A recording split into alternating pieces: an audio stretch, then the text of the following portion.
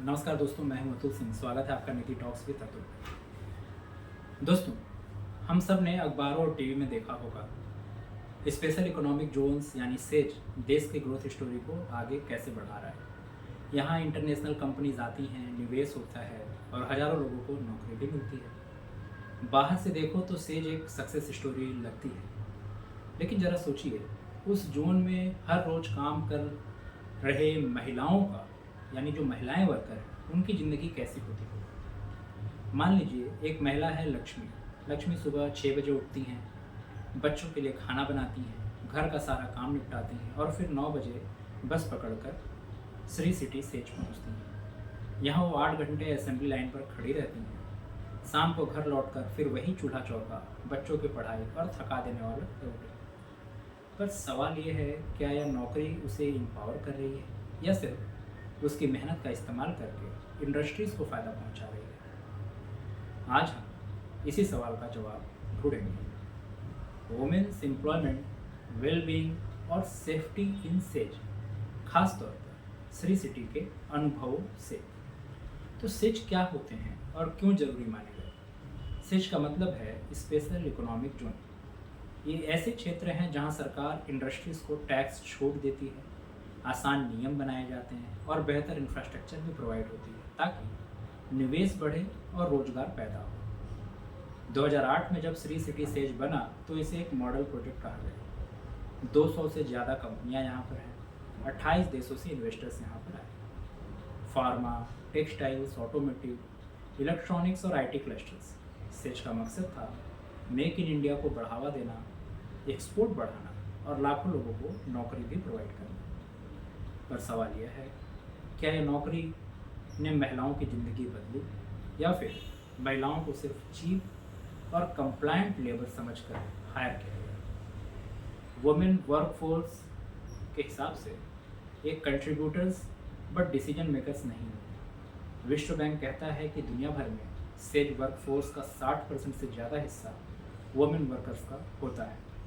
Shri city में भी यही हुआ। लेकिन महिलाएं किस तरह से काम करती हैं। ज़्यादातर सेमी स्किल्ड और unskilled jobs, housekeeping, packing, clerical support और असेंबली लाइन। स्किल्ड और मैनेजरियल जॉब्स अब भी पुरुषों के पास हैं। इसका मतलब वुमेन वर्कर्स कंट्रीब्यूटर्स तो हैं, लेकिन डिसीजन मेकर्स नहीं। उनके हाथ में मशीन्स है, लेकिन डिसीजन लेने की पावर नहीं। फॉर्मल सेक्टर, लेकिन इनफॉर्मली कायम। आप सोचेंगे कि सिर्फ फॉर्मल सेक्टर है तो सब कुछ स्ट्रक्चर्ड होगा, लेकिन सर्वे फाइंडिंग्स कुछ और ही कहती है। सिर्फ 15% वुमेन वर्कर्स के पास रिटेन कॉन्ट्रैक्ट है। पेड लीव की सुविधा बहुत कम है। कई जगह ओवर टाइम भी अनपेड है। प्रमोशन और कैरियर ग्रोथ ऑलमोस्ट एब्सेंट है। कुछ जगह पॉजिटिव पॉइंट्स भी हैं, जैसे सैलरी सीधे बैंक अकाउंट में आती है, प्रोविडेंट फंड और हेल्थ इंश्योरेंस की सुविधा मिलती है, लंच ब्रेक और फिक्स शिफ्ट्स मेंटेन किए जाते हैं। लेकिन सवाल उठता है, क्या यह फॉर्मलाइजेशन काफ़ी है या सिर्फ एक इल्यूजन ऑफ एम्पावरमेंट है। सर्वे में वुमेन वर्कर्स से वर्क प्लेस इंफ्रास्ट्रक्चर पर राय ली गई, जैसे lightning, ventilation, toilets, lunch area, ACs. ज़्यादातर वुमेन ने कहा ठीक है, लेकिन बहुत ही बेसिक।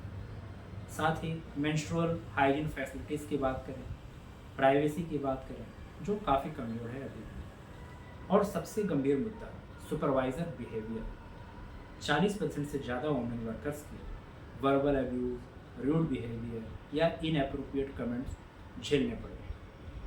सेक्सुअल हैरेसमेंट्स ओपनली रिपोर्ट नहीं होती, लेकिन वुमेन वर्कर्स ने कहा हम कोऑपरेटिव बने रहते हैं, वरना नौकरी चली जाएगी। सोचिए, जो महिला हरासमेंट का डर झेलते हुए काम करती है, उसका मेंटल हेल्थ और प्रोडक्टिविटी पर कितना असर पड़ता होगा। अब बात करते हैं सबसे बुनियादी चीज़, वेतन। 82% महिलाएं 10,000 से 20,000 कमाती हैं। सिर्फ 3% ही महिलाएं ऐसी हैं जो 20,000 से ऊपर पहुंच पाती हैं। अब आप चेन्नई में हैं और तिरुपति जैसे शहर का कॉस्ट ऑफ लिविंग सोचिए।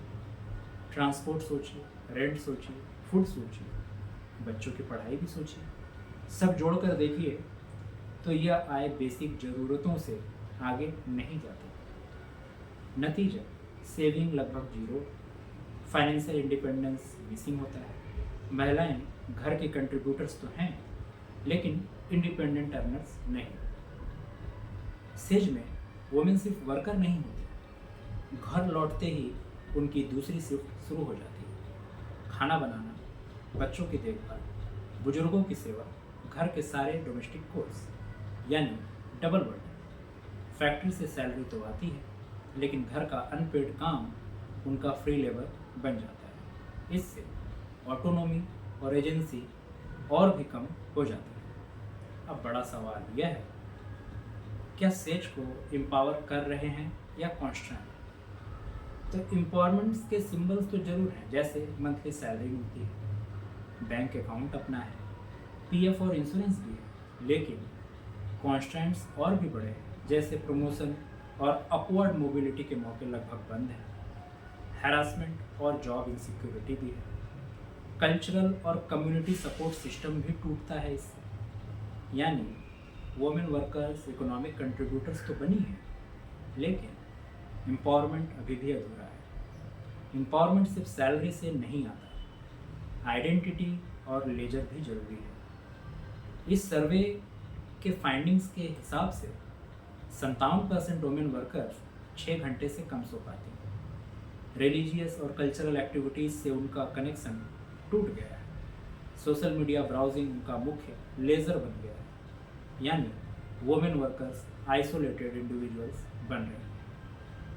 कम्युनिटी बेस्ड ट्रेडिशंस और कलेक्टिव लाइफ कमज़ोर हो रही है। रिजल्ट एक टेक्नोक्रेटिक एटोमराइज्ड लाइफ स्टाइल जो वुमेन की ऑटोनॉमी और भी घटा देता है। तो हमें इससे क्या सीखना चाहिए? जॉब क्वालिटी जॉब क्वांटिटी से बड़ी होनी चाहिए। सिर्फ नौकरियां बनाना काफ़ी नहीं, क्वालिटी जॉब्स देना जरूरी है। कॉन्ट्रैक्ट्स और राइट्स होने चाहिए, रिटन कॉन्ट्रैक्ट, पेड लीव होनी चाहिए, हरासमेंट रिड्रेसल सिस्टम अनिवार्य होना चाहिए। तीसरे, स्किल डेवलपमेंट, वुमेन वर्कर्स को सिर्फ पैकिंग और असेंबली तक न बांधें, उन्हें मैनेजेरियल और स्किल्ड ट्रैक्स पर भी लाएं। साथ ही साथ work place infrastructure, toilets, menstrual hygiene facilities, privacy को टॉप प्रायोरिटी मिले। और सोशल सपोर्ट डेवलपमेंट को सिर्फ इकोनॉमी मत समझिए, कल्चरल लाइफ, लेजर, आइडेंटिटी भी डेवलपमेंट का हिस्सा है।